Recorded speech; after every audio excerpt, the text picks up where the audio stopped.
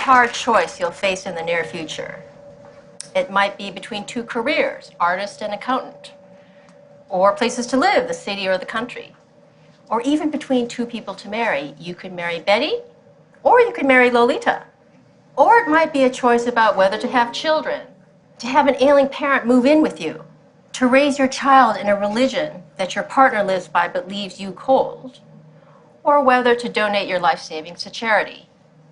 Chances are the hard choice you thought of was something big, something momentous, something that matters to you. Hard choices seem to be occasions for agonizing, hand-wringing, the gnashing of teeth. But I think we've misunderstood hard choices and the role they play in our lives. Understanding hard choices uncovers a hidden power each of us possesses. What makes a choice hard is the way the alternatives relate. In an easy choice, one alternative is better than the other. In a hard choice, one alternative is better in some ways, the other alternative is better in other ways, and neither is better than the other overall. You agonize over whether to stay in your current job in the city or uproot your life for more challenging work in the country because staying is better in some ways, moving is better in others, and neither is better than the other overall. We shouldn't think that all hard choices are big. Let's say you're deciding what to have for breakfast. You could have high-fiber brand cereal or a chocolate donut. Suppose what matters in the choice is tastiness and healthfulness. The cereal is better for you, the donut tastes way better, but neither is better than the other overall, a hard choice.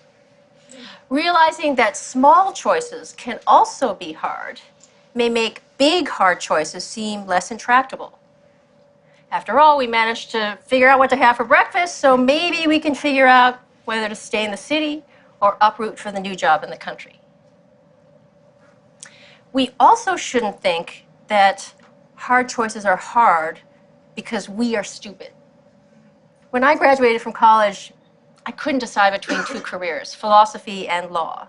I really love philosophy. There are amazing things you can learn as a philosopher, and all from the comfort of an armchair. But I came from a modest immigrant family where my idea of luxury was having a pork tongue and jelly sandwich in my school lunchbox. So the thought of spending my whole life sitting around in armchairs just thinking, well, that struck me as the height of extravagance and frivolity. So I got out my yellow pad, I drew a line down the middle, and I tried my best to think of the reasons for and against each alternative. I remember thinking to myself, if only I knew what my life in each career would be like. If only God or Netflix would send me a DVD of my two possible future careers, I'd be set. I'd compare them side by side. I'd see that one was better, and the choice would be easy.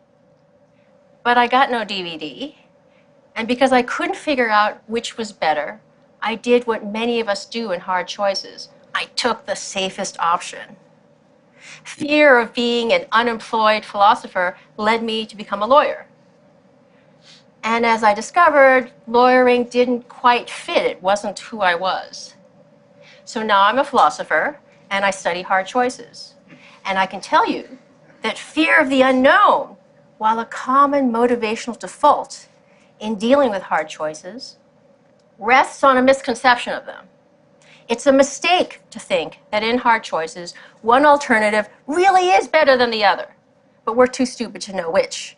And since we don't know which, we might as well take the least risky option. Even taking two alternatives side by side with full information, a choice can still be hard. Hard choices are hard, not because of us or our ignorance. They're hard because there is no best option. Now, if there's no best option, if the scales don't tip in favor of one alternative over another, then surely the alternatives must be equally good. So maybe the right thing to say in hard choices is that they're between equally good options. But that can't be right. If alternatives are equally good, you should just flip a coin between them.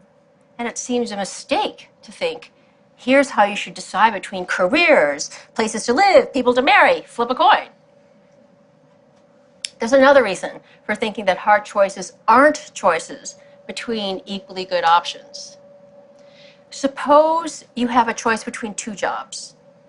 You could be an investment banker or a graphic artist.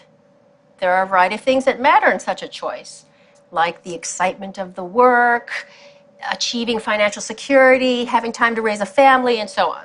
Maybe the artist career puts you on the cutting edge of new forms of pictorial expression. Maybe the banking career puts you on the cutting edge of new forms of financial manipulation. Imagine the two jobs however you like, so that neither is better than the other. Now suppose we improve one of them a bit. Suppose the bank wooing you adds $500 a month to your salary. Does the extra money now make the banking job better than the artist one? Not necessarily. A higher salary makes the banking job better than it was before, but it might not be enough to make being a banker better than being an artist. But if an improvement in one of the jobs doesn't make it better than the other, then the two original jobs could not have been equally good. If you start with two things that are equally good and you improve one of them, it now must be better than the other. That's not the case with options and hard choices. So now we've got a puzzle. We've got two jobs. Neither is better than the other, nor are they equally good. So how are we supposed to choose? Something seems to have gone wrong here. Maybe the choice itself is problematic and comparison is impossible. But that can't be right. It's not like we're trying to choose between two things that can't be compared. We're weighing the merits of two jobs, after all, not the merits of the number 9 and a plate of fried eggs. A comparison of the overall merits of two jobs is something we can make, and one we often do make. I think the puzzle arises because of an unreflective assumption we make about value. We unwittingly assume that values, like justice, beauty, kindness, are akin to scientific quantities like length, mass, and weight. Take any comparative question not involving value, such as which of two suitcases is heavier? There are only 3 possibilities. The weight of one is greater, lesser, or equal to the weight of the other. Properties like weight can be represented by real numbers, 1, 2, 3, and so on. And there are only 3 possible comparisons between any 2 real numbers. One number is greater, lesser, or equal to the other. Not so with values. As post-Enlightenment creatures, we tend to assume that scientific thinking holds the key to everything of importance in our world. But the world of value is different from the world of science. The stuff of the one world can be quantified by real numbers, the stuff of the other world can't. We shouldn't assume that the world of is, of lengths and weights, has the same structure as the world of ought, of what we should do. So if what matters to us, a child's delight, the love you have for your partner, can't be represented by real numbers, then there's no reason to believe that in choice there are only 3 possibilities, that one alternative is better, worse, or equal to the other. We need to introduce a new 4th relation beyond being better, worse, or equal that describes what's going on in hard choices. I like to say that the alternatives are on a par. When alternatives are on a par, it may matter very much which you choose. But one alternative isn't better than the other. Rather, the alternatives are in the same neighborhood of value, in the same league of value, while at the same time being very different in kind of value. That's why the choice is hard. Understanding hard choices in this way uncovers something about ourselves we didn't know. Each of us has the power to create reasons. Imagine a world in which every choice you face is an easy choice. That is, there's always a best alternative. If there's a best alternative, then that's the one you should choose, because part of being rational is doing the better thing rather than the worse thing, choosing what you have most reason to choose. In such a world, we'd have most reason to wear black socks instead of pink socks, to eat cereal instead of donuts, to live in the city rather than the country, to marry Betty instead of Lolita. A world full of only easy choices would enslave us to reasons. When you think about it, it's nuts to believe that the reasons given to you dictated that you had most reason to pursue the exact hobbies you do, to live in the exact house you do, to work at the exact job you do. Instead, you faced alternatives that were on a par, hard choices, and you made reasons for yourself to choose that hobby, that house, and that job. When alternatives are on a par, the reasons given to us, the ones that determine whether we're making a mistake, are silent as to what to do. It's here in the space of hard choices that we get to exercise our normative power, the power to create reasons for yourself, to make yourself into the kind of person for whom country living is preferable to the urban life. When we choose between options that are on a par, we can do something really rather remarkable. We can put our very selves behind an option. Here's where I stand. Here's who I am. I'm for banking. I'm for chocolate donuts. This response in hard choices is a rational response, but it's not dictated by reasons given to us. Rather, it's supported by reasons created by us. When we create reasons for ourselves to become this kind of person rather than that, we wholeheartedly become the people that we are. We might say that we become the authors of our own lives.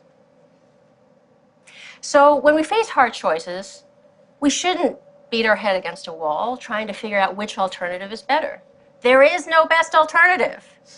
Instead of looking for reasons out there, we should be looking for reasons in here. Who am I to be? You might decide to be a pink sock wearing, cereal loving, country living banker. And I might decide to be a black sock wearing, urban donut loving artist. What we do in hard choices is very much up to each of us.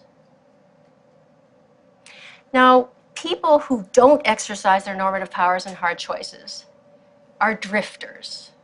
We all know people like that. I drifted into being a lawyer. I didn't put my agency behind lawyering. I wasn't for lawyering.